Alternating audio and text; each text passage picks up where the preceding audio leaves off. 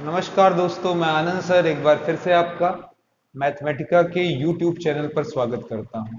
आज की हमारी चर्चा का विषय मित्रों क्लास 10 से टाइप ऑफ केमिकल रिएक्शन। ये हमारे पहले चैप्टर का दूसरा भाग है। इसके पहले हमने केमिकल इक्वेशंस को बैलेंस करना सीखा कि किस तरीके से हम किसी केमिकल इक्वेशन को बैलेंस कर सकते हैं। आज की चर्चा में हम देखेंगे टाइप ऑफ केमिकल रिएक्शन, कितने प्रकार के होते हैं, किस तरीके के होते हैं, ये आज हम चर्चा करेंगे। तो टाइप ऑफ केमिकल रिएक्शन यानी कि अभिक्रिया के प्रकार, टाइप ऑफ केमिकल रिएक्शन।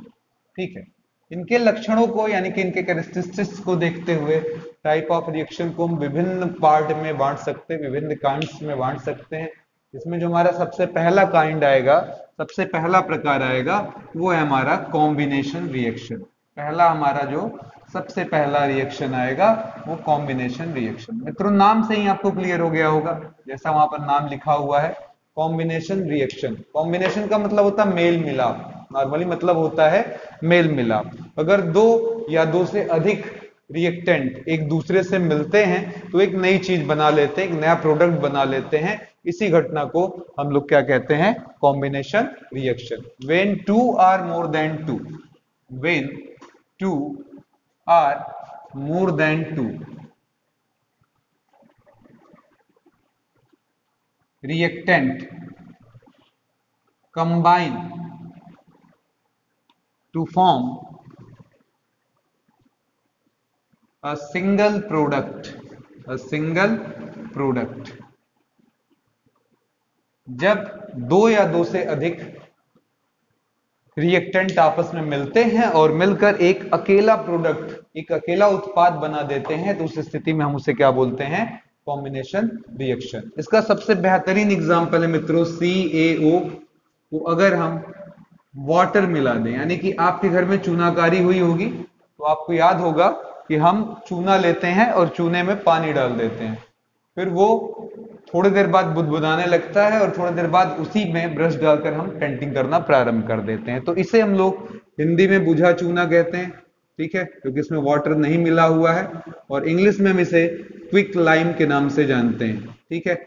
इसमें जब हम लोग वाटर मिला देते हैं तो ये बन जाता है हमारा CaOH होल ट्वाइस, ठीक है, कैल्शियम हाइड्रो ऑक्साइड हमारा बन जाता है, ठीक है। और इसी के साथ ही साथ हमारा यहां से हीट निकलता है, हीट हमारा बाहर की तरफ निकलता है, ठीक है। इसे हम लोग क्या बोलते हैं? कैल्शियम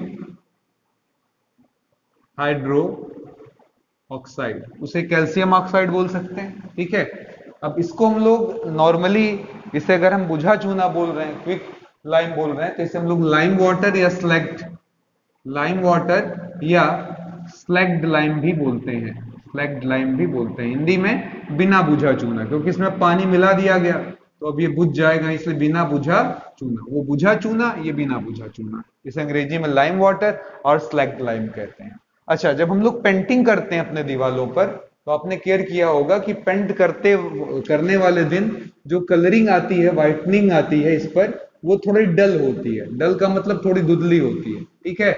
लेकिन आफ्टर 2 to 3 डेज, 2 या 3 दिनों के बाद हम पाते हैं इसमें चमक आ जाती है। ऐसा क्या होता है? तो आइए देखते हैं क्या होता है। हमने इस पर पेंटिंग की है दीवार पर, किसकी? कैल्शियम हाइड्रोक्साइड की, CaOH ट्वाइस की पेंटिंग की। अब ये क्या करता है? एटमॉस्फेरिक कार्बन डाइऑक्साइड के संपर्क में आता है, और जब इसके संपर्क में आएगा तो इस स्थिति में क्या होगा? जवाब होगा सर ये दोनों मिलेंगे और हमारा कैल्शियम कार्बोनेट CaCO3 बन जाता है, और CaCO3 बन के साथ साथ हमारा जो पानी होता है वो निकल जाता है। अब ये पानी निकलने के नाते इसकी डलनेस खत्म हो जाती है और कैल्शियम कार्बोनेट बिल्कुल चॉक की तरह व्हाइट होता है। चॉक भी बल्कि कैल्शियम कार्बोनेट ही होता है, ठीक है। ये कैल्शियम कार्बोनेट हमारा बन जाता है और हमारे दीवार पर चमकीलापन आ जाता है, कैल्शियम कार्बोनेट, ठीक है। ये बहुत ही कॉमन क्वेश्चन है कि दीवालों पर अगर चूनाकारी की जाए, पेंटिंग की जाती है चूने से, तो कुछ दिनों बाद उस पर सफेदी आती है, ऐसा क्यों है? तो जवाब इन 2-3 दिनों में वो लगातार कार्बन डाइऑक्साइड से रिएक्शन करता है और जिसके परिणाम स्वरूप कैल्शियम कार्बोनेट बनता है और हमारे दीवार में चमक आ जाती है, ठीक है। अब ऊपर वाले रिएक्शन में अगर आपने केयर किया हो, थोड़ा ध्यान दिया हो, तो वहां पर एक खासियत हुई, जब हमने बुझे चूने का यानी कि क्विक लाइम का रिएक्शन करवाया तो वाटर से, तो हमारे उत्पाद के साथ एक हीट भी निकला, हीट इवॉल्व हुआ। जिस रिएक्शन में भी ये हीट इवॉल्व होता है, ध्यान दीजिएगा, उसे हम लोग क्या बोलते हैं, एक्सोथर्मिक रिएक्शन बोलते हैं, एक्सोथर्मिक रिएक्शन के नाम से जानते हैं। ठीक है, ऐसा कोई भी रिएक्शन जिसमें हीट इवॉल्व हो रहा हो, ठीक है, तो reaction in which heat evolve, in which heat evolve, heat अगर निकलता है तो इसका गारंटी ये हो गया कि वह रिएक्शन क्या कहलाएगा, एक्सोथर्मिक कहलाता है। ठीक है, अब यहां पर ध्यान दीजिएगा, हमारे आसपास बहुत सारी ऐसी घटनाएं हैं जिन्हें हम एक्सोथर्मिक के केस में कैटेगरी में रख सकते हैं। जैसे पहला एग्जांपल है हमारा रिस्पिरेशन। ठीक है, पहला एग्जांपल हमारा है रिस्पिरेशन। रिस्पिरेशन में क्या खासियत होती है, रिस्पिरेशन का मतलब होता है श्वसन, सांस लेना। ठीक है, जब हम सांस लेते हैं तो क्या होता है, नाक से हम ऑक्सीजन अंदर भेजते हैं और ये ऑक्सीजन जाकर हमारे रक्त में मिले ग्लूकोज से रिएक्शन करता है, और जब उधर से सांस छोड़ते हैं तो हम लोग कार्बन डाइऑक्साइड तो निकालते हैं, ये तो आपको पता ही होगा। उसके साथ ही साथ अगर आप चेक करें, ऐसे सांस छोड़ें जोर से, तो आपको पता चलेगा कार्बन डाइऑक्साइड गर्म है, यानी कि उत्पाद में हीट भी निकल कर आ रहा है। या आप मुंह से ही सांस छोड़िए, आप महसूस करेंगे कि आपको गर्माहट महसूस हो रही है। तो होता क्या है, इस केस में हमारा ग्लूकोज जो है वो रिएक्शन करता है आने वाले ऑक्सीजन से, और परिणाम में हमें कार्बन डाइऑक्साइड CO2 दे देता है। ठीक है, CO2 देता है, वाटर देता है, और साथ ही साथ हीट देता है। अब इस रिएक्शन को थोड़ा सा कंप्लीट करने के लिए ग्लूकोज का फॉर्मूला याद कर लीजिए, C6H12O6। यहां पर ये भी 6O2 लगेगा, और जो परिणामी हमारा आएगा उसमें भी 6CO2 और 6H2O निकलता है, और इसी के साथ साथ हीट भी इवॉल्व होता है। अब इसी हीट के निकलने के नाते रिस्पिरेशन को भी हम एक्सोथर्मिक की कंडीशन में रख सकते हैं। क्लियर, बहुत ही आसान चीज है, कोई इसमें प्रॉब्लम नहीं है। ठीक है, अब चलिए दूसरा चीज है कंपोस्ट प्रोसेस। एक प्रोसेस हमारे पास है कंपोस्ट प्रोसेस। ये क्या होता है, जरा ध्यान दीजिएगा। कंपोस्ट प्रोसेस गांव में होता है। हम लोग क्या करते हैं, गड्ढा बना लेते हैं, उस गड्ढे में जितने भी वेस्ट प्रोडक्ट हैं, जितने भी घर के, जैसे खाना कुछ बच गया वो डाल दिया, गोबर डाल दिया, ये सब चीजें मिक्स होती हैं, तो उनके मिक्स होने पर वो कुछ दिनों बाद हमारे लिए ऑर्गेनिक खाद बन जाती है, यानी कि ऐसी खाद जो इससे हम खेतों में डाल सकते हैं, और वो काफी अच्छा हमारे लिए फायदेमंद होता है एग्रीकल्चर के लिए। लेकिन इस प्रोसेस में हीट भी इवॉल्व होता है तेजी से, इसीलिए हम इस कंपोस्ट प्रोसेस को भी एक्सोथर्मिक प्रोसेस के अंतर्गत रखते हैं। तो उम्मीद करता हूं कॉम्बिनेशन रिएक्शन आपको बहुत ही अच्छे से समझ में आ गया हो। ठीक है, अब हम दूसरे रिएक्शन की तरफ चलते हैं, जिसे हमारे एनसीईआरटी में क्वेश्चन भी पूछा गया है। ये क्वेश्चन भी पूछा गया है कि चूनाकारी करने के कुछ दिन बाद चमक क्यों आती है। दूसरा सवाल ये है कि अगला जब हम रिएक्शन उठाएंगे टाइप ऑफ रिएक्शन में, तो हमें अगला जो मिलेगा वो डीकॉम्बिनेशन मिलेगा। अब कहा जाता है कॉम्बिनेशन का उल्टा क्या होता है, डीकॉम्बिनेशन। फिर से सुनिएगा, कॉम्बिनेशन का उल्टा क्या होता है, डीकॉम्बिनेशन रिएक्शन होता है। ठीक है, तो अगर आप थोड़ा सा ध्यान दिए होंगे कॉम्बिनेशन पर, तो डीकंपोजिशन रिएक्शन आपको समझ में आ जाएगा। तो सेकंड हमारा है डीकंपोजिशन रिएक्शन। पहले को अंग्रेजी में संयोजन और दूसरे को वियोजन बोलते हैं। संयोजन का मतलब होता है इकट्ठा होना, जुड़ना, और वियोजन का मतलब होता है टूटना या बटना। तो हमारा अगला रिएक्शन है मित्रों डीकंपोजिशन रिएक्शन। उसी का जस्ट उल्टा कर दीजिए। अ सिंगल रिएक्टेंट, देखिएगा अपने आप बन जाएगा, a single reactant after reaction break into two or more than two product। ठीक है, मतलब हमारे पास एक कोई रिएक्टेंट है, जिसे मैंने कुछ दिया हुआ होगा, खासकर हीट जनरली देना पड़ता है, कभी कभी हीट देना पड़ता है। ठीक है, और ये दो या दो से अधिक उत्पादों में इस तरीके से ब्रेक कर जाए, उस स्थिति में हम लोग क्या कहते हैं, उसको डिकम्पोजिशन। अब ये हीट भी हो सकता है, ये इलेक्ट्रिसिटी भी हो सकता है, और ये सनलाइट भी हो सकता है। हमारे एनसीईआरटी में पूछा है कि डिकम्पोजिशन रिएक्शन के 3 एग्जाम्पल दें, जिसमें एक हीट से घटता हो, दूसरा इलेक्ट्रिसिटी से घटता हो, और तीसरा सनलाइट से। डिकम्पोजिशन इन 3 विधियों के द्वारा होता हो, हीट के कारण, इलेक्ट्रिसिटी के कारण, सनलाइट के कारण। तो ये बातें समझने से पहले यहां देख लीजिएगा जरा, आपने अभी थोड़ा सा पिछले वाले में देखा, ये वाला उससे उल्टा क्यों, क्योंकि वहां दो जुड़कर एक बन रहे थे, यहाँ एक टूटकर दो बन रहा है। तो अब हमारी बारी है हीट की, ठीक है। उसमें हीट निकलता था, इसमें हीट दिया जा रहा है, ठीक है। तो अगर हमको हीट देना पड़े तो ऐसा रिएक्शन हमारा क्या कहलाता है, एंडोथर्मिक रिएक्शन कहलाता है। अगर हमें हीट देना पड़े तो ऐसा रिएक्शन हमारा क्या कहलाता है, एंडोथर्मिक रिएक्शन।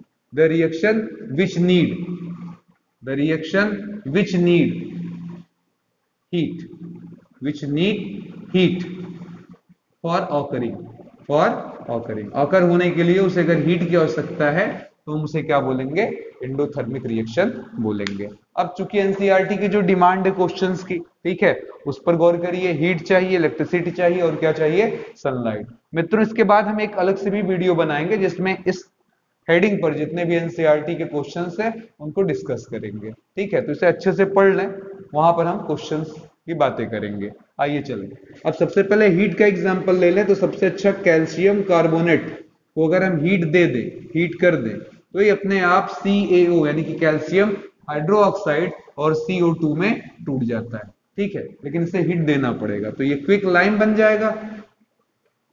और साथ ही साथ इधर हमारा क्या है, कैल्शियम हाइड्रोक्साइड है हमारे पास, ठीक है। तो कैल्शियम हाइड्रोक्साइड ब्रेक कर जाता है क्विक लाइम यानी कि कैल्शियम ऑक्साइड और CO2 में, पर इसके लिए मुझे हीट देना पड़ा। इसी तरीके से दूसरा एग्जांपल लीजिए, हम किसी चाइना डिश में अगर AgBr रख दें, क्या रख दें, AgBr या AgCl रख दें, 2AgBr रख दें, तो इस स्थिति में जब ये सनलाइट के संपर्क में आएगा, सूर्य के संपर्क में आएगा, तो क्या होगा, सनलाइट के संपर्क में जब आएगा तो ये Ag और Br टूट जाएगा, ये अलग अलग हो जाएगा, 2Ag प्लस Br2। तो ये दूसरा एग्जाम्पल है जिसमें हमने हीट के बजाय सनलाइट का प्रयोग किया। तीसरा एग्जाम्पल ले लेते हैं NaCl, ठीक है। अच्छे से आपको मालूम है, अगर इससे इलेक्ट्रिसिटी पास करा दिया जाए तो हमारा जो Na और Cl है, यहां भी 2 लगा देते हैं, ये 2Na और Cl2 में क्या करता है, टूट जाता है, ठीक है। एक प्रोसेस है जो इलेक्ट्रिसिटी के द्वारा होता है। इलेक्ट्रिसिटी की सहायता से अगर हम किसी कंपोनेंट को घटकों में तोड़ रहे हैं, पार्ट्स में डिकम्पोज कर रहे हैं, तो उस स्थिति में हम लोग उस रिएक्शन को इलेक्ट्रोलाइसिस कहते हैं। क्या बोलते हैं, इलेक्ट्रोलाइसिस। हमारे सिलेबस में एक खास हेडिंग के अंतर्गत दिया गया है कि पानी का इलेक्ट्रोलिसिस कैसे किया जाता है। तो आइए देखते हैं वाटर का इलेक्ट्रोलिसिस हम कैसे करेंगे।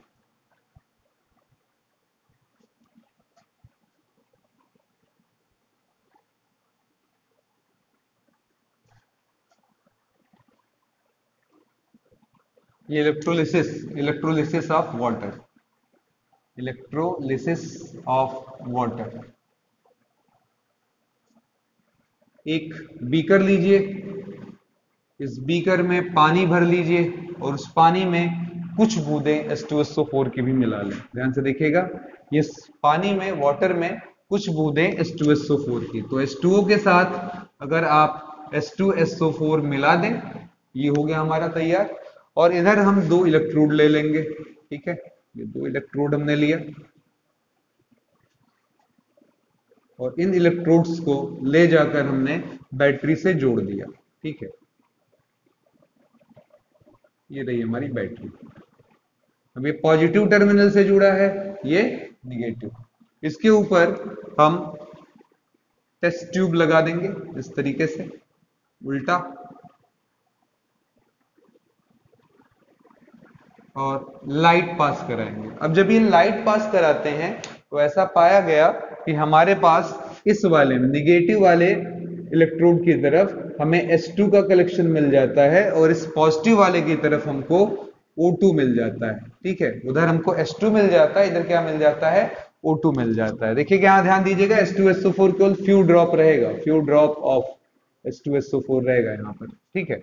तो जब हम यहाँ लाइट पास कराते हैं तो हाइड्रोजन उधर और ऑक्सीजन इधर टेस्ट ट्यूब में कलेक्ट हो जाता है। तो इस तरीके से वाटर के इंटीग्रेंट्स को अलग अलग करना लाइट के जरिए यानी कि इलेक्ट्रिसिटी के जरिए क्या कहलाता है, इलेक्ट्रोलिसिस ऑफ वाटर। प्रोसेस आपके सामने है, निगेटिव टर्मिनल की तरफ हाइड्रोजन कलेक्ट होगा और पॉजिटिव की तरफ ऑक्सीजन, ठीक है। ऐसा अगर ना दिमाग पकड़ पाए तो ध्यान दीजिएगा, H का जो कैरेक्टरिस्टिक होता है H प्लस होता है और O का कैसा होता है, डबल माइनस होता है। तो इसलिए उधर हाइड्रोजन जाएगा निगेटिव की तरफ और ऑक्सीजन आएगा पॉजिटिव की तरफ, क्योंकि माइनस और प्लस का आपस में पड़ता है। तो इस ट्रिक से भी आप इसको आराम से याद रख सकते हैं। तो उम्मीद करते हैं इलेक्ट्रोलिसिस ऑफ वाटर आपको बहुत ही अच्छे से क्लियर हो गया होगा। अब हम अगले रिएक्शन की तरफ चलते हैं। देखिएगा यहाँ पर कोई मुश्किल नहीं है, जैसे ही आप किसी भी रिएक्शन का नाम लेते हैं तो एकदम उसका नाम ही उसकी पहचान है, उसी के अकॉर्डिंग उसका हमें जवाब मिलता है। हम बड़े आराम से उसको समझ सकते हैं, उसके नाम से ही उसकी कैरेक्टरिस्टिक को समझ सकते हैं। तो अब हम तीसरे रिएक्शन की तरफ आ रहे हैं, थर्ड रिएक्शन।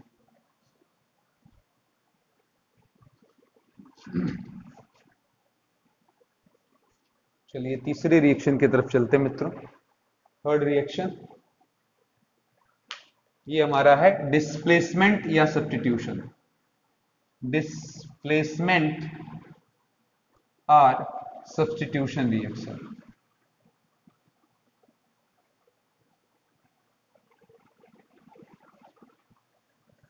अब देखिए डिस्प्लेसमेंट का मतलब होता है हटाना। कौन किसे हटा सकता है? जो ज्यादा स्ट्रांग होगा वो कमजोर को हटा देगा। सब्स्टिट्यूशन मतलब कोई किसी की जगह लेने आए। तो दोनों बातें बहुत कुछ अपने बारे में कहती हैं। सब्स्टिट्यूशन का मतलब कोई किसी की जगह ले ले, और डिस्प्लेसमेंट का मतलब एक आदमी दूसरे को हटा दे। हटा कब सकते हैं? आप जा रहे हैं रास्ते में, कोई सामने आ जाए तो कहते हट रहे, ठीक है, तो आप हटा तभी पाएंगे। कहीं वो भी प्रतिकार लाठी डंडा लेकर कर ले तो आपको भागना पड़ जाएगा। हमारे जो एलिमेंट्स होते हैं केमिस्ट्री में, उनकी अपनी रिएक्टिविटी होती है, जिसके लिए आप फर्स्ट ईयर में चलकर रिएक्टिविटी सीरीज पढ़ेंगे, जहां आप पढ़ेंगे कि एक जो हमारा एलिमेंट है वो दूसरे एलिमेंट को तभी हटा सकता है जब वो इस सीरीज में जो अप होगा वो डाउन वाले को हटा सकता है। पर इतने डेप्थ में हमें जाना नहीं है, हम सिर्फ ये बोलेंगे कि एक स्ट्रॉन्ग आदमी जो होगा, मजबूत होगा, जो ज्यादा रिएक्टिव होगा, वो लेस रिएक्टिव को खदेड़ देगा और उसकी जगह को ऑक्यूपाई कर लेगा। ठीक है, तो इन दिस रिएक्शन देखिए कितना सिंपल चीज है। In this reaction more reactive element replaces less reactive element। जो ज्यादा रिएक्टिव है वो छोटे या कम रिएक्टिव वाले को खदेड़ देता है। एग्जांपल आइए देखते हैं। अगर हम Fe ले लें और CuSO4, Fe ले लें और CuSO4, यानी कि हम आयरन ले लिए और कॉपर सल्फेट।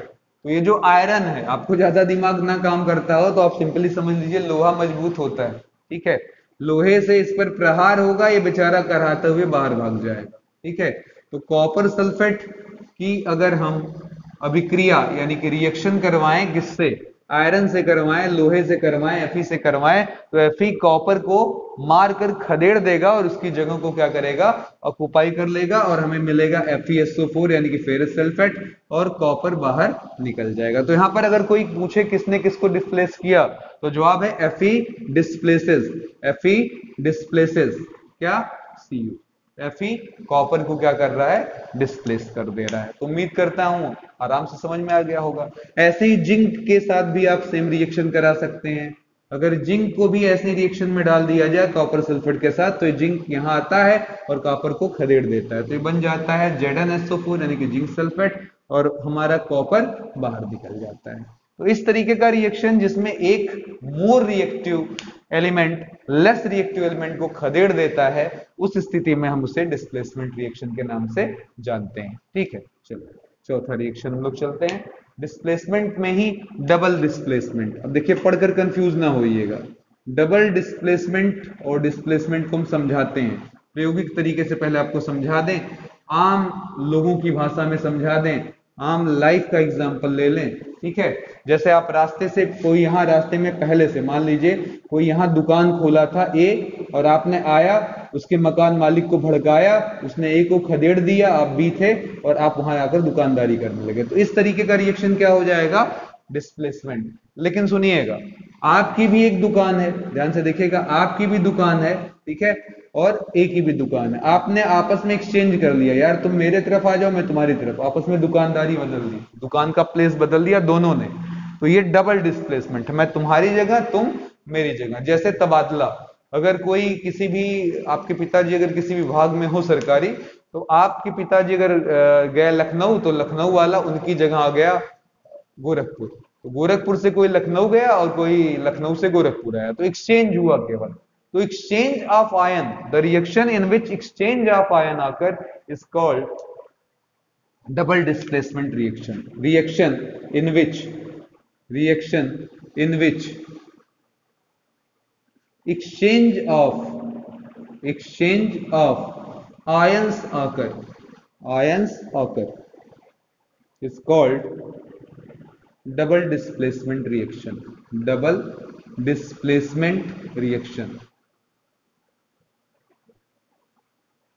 ठीक है, उम्मीद करता हूं समझ में आ गया होगा।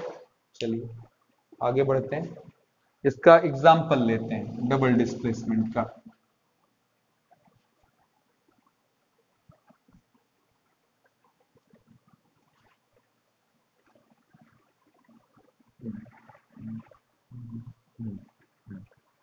ठीक है, Na2SO4 और Ba ले लिया, और Ba के साथ भी हमने Cl2 लगा दे, BaCl2, बैरियम क्लोराइड और सोडियम सल्फेट का रिएक्शन बैरियम क्लोराइड से। अभी मैं थोड़ा सा समझाना चाहूंगा एक्सचेंज ऑफ आयन बोलने का मतलब। अगर आप यहां पर ध्यान दें तो Na को हम लिख सकते हैं Na प्लस, इसके साथ 2 लगा तो 2 लगा दिया, सल्फेट के साथ SO4 और ऊपर डबल माइनस। आप यहां देख सकते हैं कि प्लस हमारे पास 2 है, माइनस भी कितना है, 2 है। उधर देखिए, जब बैरियम की बात करें तो बैरियम पर भी डबल प्लस आता है और क्लोराइड पर सिंगल माइनस आता है, पर 2 होने के नाते यहाँ 2 लग जाएगा, तो यहाँ भी देख सकते हैं आपके पास 2 निगेटिव आयन है।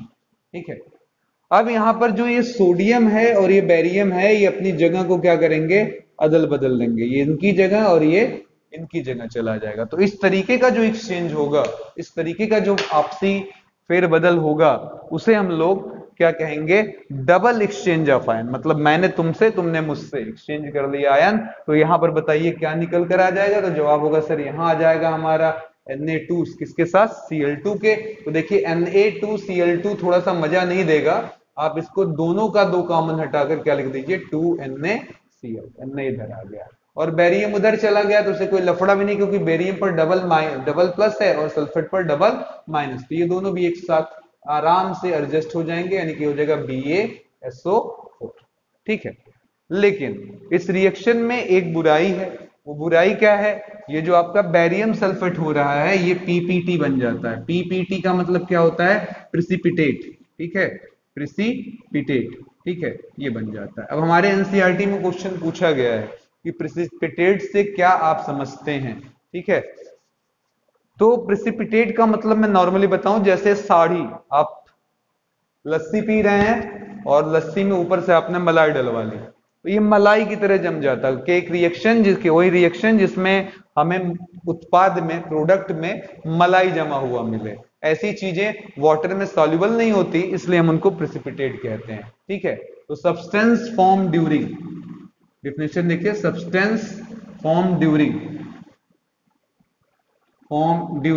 chemical reaction but not dissolved in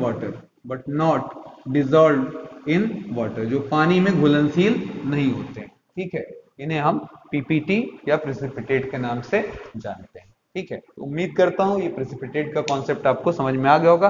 आगे चलकर आपको पता चलेगा ये प्रेसिपिटेट एक तरीके से हमारे लिए परेशानी का सबब बनते हैं, जो हम फर्स्ट ईयर में पढ़ेंगे, क्योंकि अगर ये किसी रिएक्शन में आ जाएं तो उस रिएक्शन के आगे की घटनाओं को बहुत ज्यादा डिस्टर्ब करते हैं। ठीक है, तो चलिए अब अगले हेडिंग की तरफ चलें, पांचवा हमारा reaction,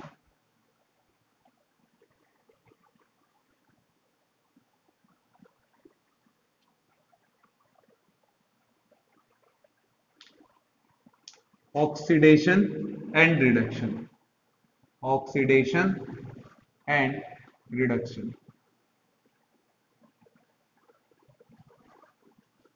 reaction.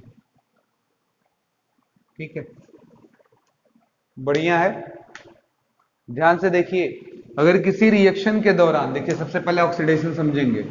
During any reaction, during any chemical, during chemical reaction, during chemical reaction, आर के पर एन में लिख देता हूं शॉर्ट में रिएक्शन के लिए। तो ड्यूरिंग केमिकल रिएक्शन इफ, देखिए दो तीन चीजें बता रहा हूं, एक पॉइंट मत पकड़िएगा। हाई स्कूल के हिसाब से तो अच्छी डिफिनेशन है, गेन ऑफ ऑक्सीजन हो रहा हो तो आप ऑक्सीडेशन प्रक्रिया से गुजर रहे हैं, ठीक है।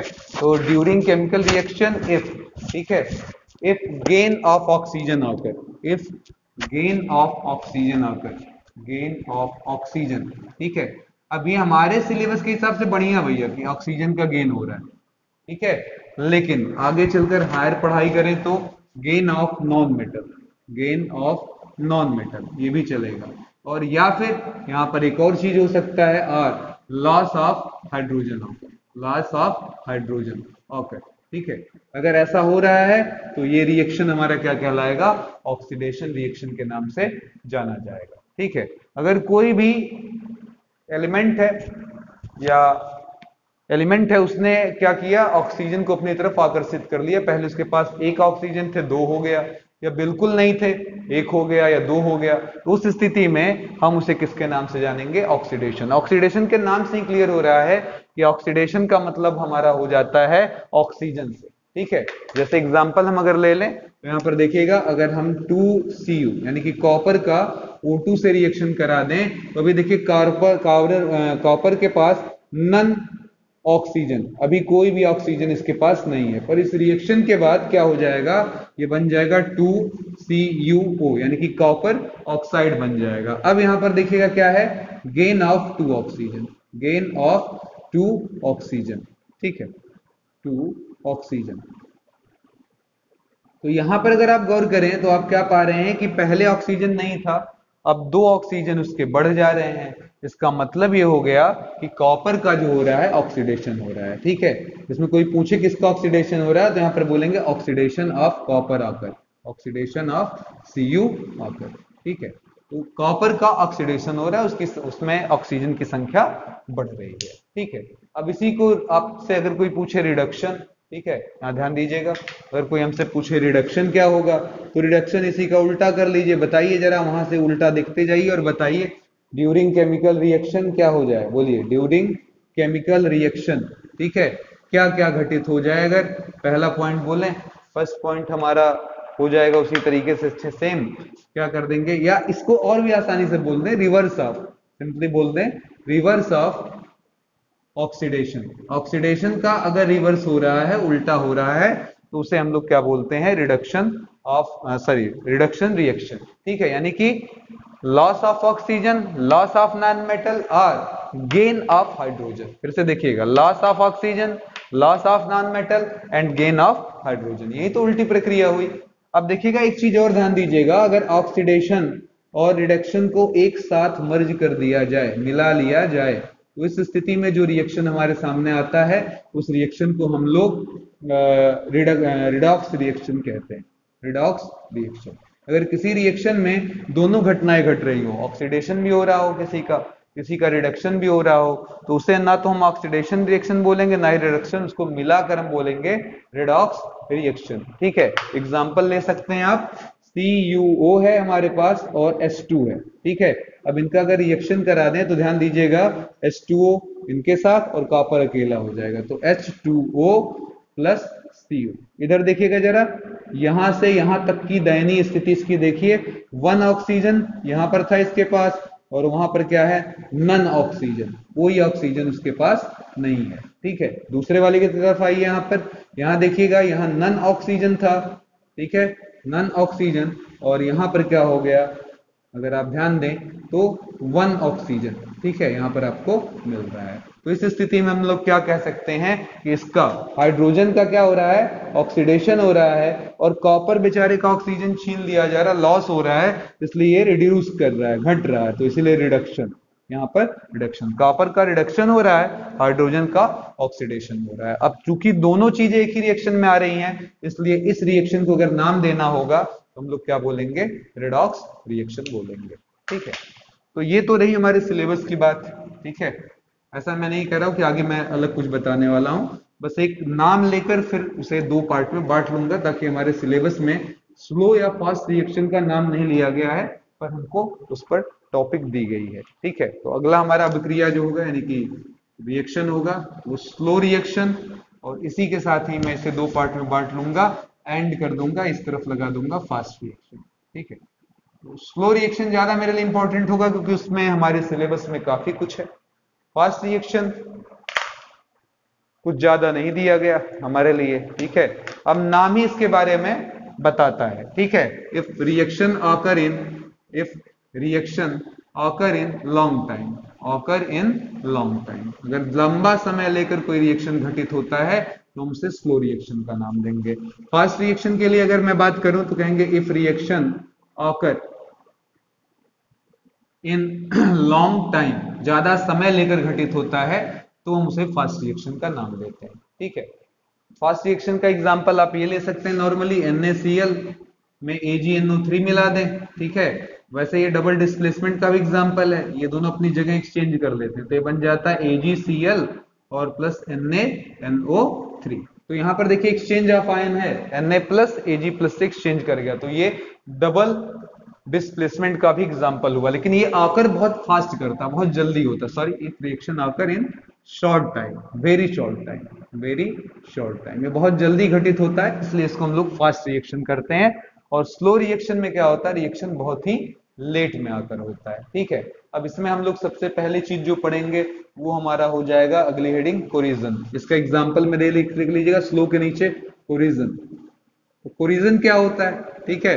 कोई भी मेटल है अगर वो संपर्क में आ जाए, किसके संपर्क में आ जाए, एयर के संपर्क में आ जाए, मॉइस्चर के संपर्क में आ जाए, ठीक है, तो ईटीसी इन सबके संपर्क में अगर आ जाए, कोई भी मेटल है अगर वो किसी भी एयर या मॉइस्चर के संपर्क में लॉन्ग टाइम के लिए संपर्क में आ जाए, लॉन्ग टाइम के लिए संपर्क में आ जाए, तो उसका क्षय होने लगता है, डिके होने लगता है, ठीक है। और यही जो प्रोसेस हो रही है उसे हम लोग क्या कहते हैं, कोरोजन का नाम से जानते हैं, ठीक है। ये किसी भी मेटल के लिए है। लेकिन अगर यही मेटल स्पेशली क्या हो गया, ध्यान दीजिएगा, अगर यही मेटल स्पेशली हमारा Fe हो गया, आयरन हो गया, तो अब अगर वो एयर और वाटर के संपर्क में आएगा तो हम वहां पर उसे नाम देंगे कि सर एयर और मॉइस्चर के संपर्क में लॉन्ग टर्म में आने के बाद अब जो परिणामी मिलेगा या रिजल्ट मिलेगा उसे हम बोलेंगे रस्टिंग ऑफ आयरन। क्या बोलेंगे, रस्टिंग ऑफ आयरन।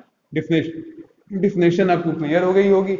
हम इतना ही कह सकते हैं, सिंपल अगर डिफिनेशन बोलना हो, corrosion of Fe, corrosion of iron is called rusting. और ज्यादा कहानी वहानी बनाना हो तो आप कह सकते हैं कि when iron come in contact with air and moisture for long time, for long time it decay, this process is called rusting. इस प्रोसेस को हम लोग क्या बोलते हैं, रस्टिंग का नाम देते हैं। अब देखिए यहां पर जब हम लोग बोलते हैं कि एयर के संपर्क में आ रहा है, ठीक है, इसका मतलब ऑक्सीजन से, और मॉइस्चर का मतलब वाटर से है। तो देखिएगा आयरन था, आयरन ने उठाया 4Fe और इसमें ऑक्सीजन मिलाया 3O2, साथ ही साथ इसका पानी से भी संपर्क करवा दिया 2H2O, ठीक है। और जो रिजल्ट मिलेगा यानी कि रस्टेड आयरन का फॉर्मूला कोई पूछ ले तो इधर देखिएगा Fe2, यहाँ 2 लगा दिया, अब ये 2 दूना 4 हो गया, 4 हो गया, यहाँ 6 आना चाहिए ऑक्सीजन के साथ तो O लगाकर 3 लगा दीजिए, 2 3 जा 6। इसका 2 पहले से बाहर पड़ा हुआ तो केवल पड़ोस में क्या लगा दिए, H2O, ठीक है। ये हो गया आपका 2Fe2O3 इंटू H2O। ये हमारे रस्ट आयरन का फॉर्मूला है, ठीक है, रस्ट आयरन। अब ये चूंकि बहुत ही स्लो प्रक्रिया में घटित होता है इसीलिए हम इसको स्लो रिएक्शन के अंतर्गत रखते हैं, ठीक है। स्लो रिएक्शन का और भी एग्जांपल हमारे सिलेबस में है, तो हम अगले टॉपिक की तरफ आ रहे हैं, स्लो रिएक्शन के लिए ही रेनिसिडिटी, ठीक है। रेनिसिडिटी क्या है, रेनिसिडिटी, ठीक है। ये कोई पूछे तो जवाब बहुत ही सिंपल है। जब भी कोई ऑयली प्रोडक्ट एयर के संपर्क में आएगा, एयर जब मैं बोलता हूं तो बार बार बोलता हूं ऑक्सीजन, तो उसके संपर्क में आते ही वो ऑक्सीडाइज हो जाएगा। ऑक्सीडाइज होने के नाते उसमें महक आने लगेगी, मतलब उसका स्वाद खराब हो जाएगा, स्मेल भी बैड करेगा। इसी प्रोसेस को या इस प्रक्रिया को हम लोग क्या बोलते हैं? Rancidity. When oily product come in contact with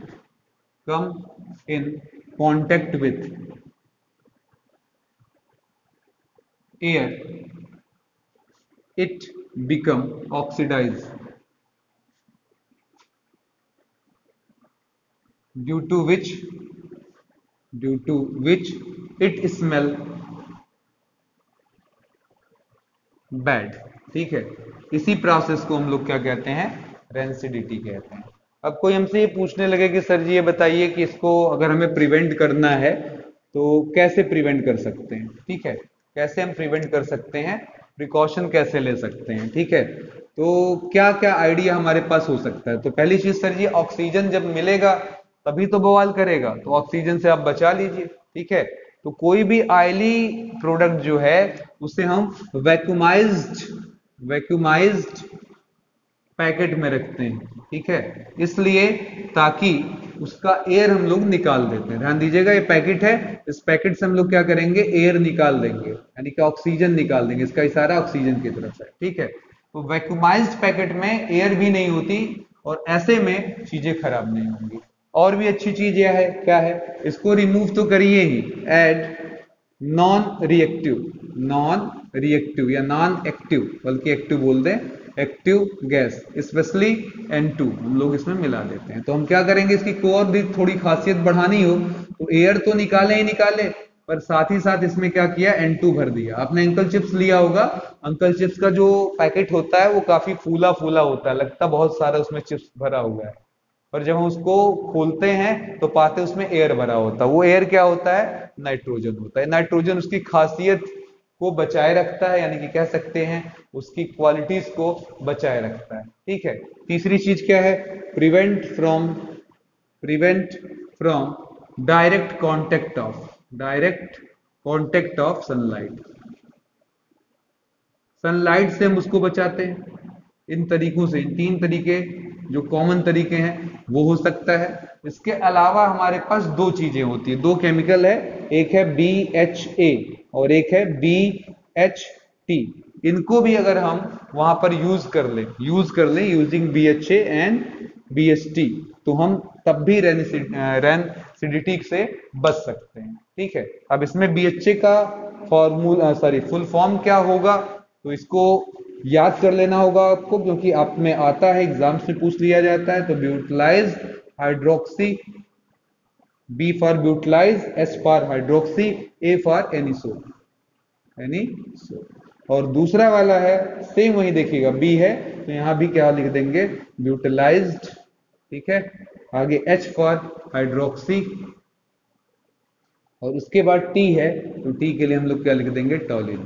ठीक है, तो ये चीजें हो गई, ब्यूटिलाइज हाइड्रोक्सी एनिसोल और ब्यूटिलाइज हाइड्रोक्सी टॉलिन को हम मिलाकर बड़े ही आराम से किसी भी चीज के रेनिसिडिटी से उसको हम बचा सकते हैं। तो उम्मीद करता हूं ये पहला चैप्टर जो कि समाप्त अब हो चुका है आपको बहुत पसंद आए। आपकी प्यारी कमेंट हम तक पहुंचे, जिसके लिए हम प्यासे रहते हैं, क्योंकि आपकी कमेंट ही हमें हौसला देती है चीजों को ज्यादा अच्छा करने का। तो धन्यवाद हमें देखने के लिए। इसी के साथ मैं आपका दोस्त आनंद सर लेता हूं इजाजत। जय हिंद, जय भारत।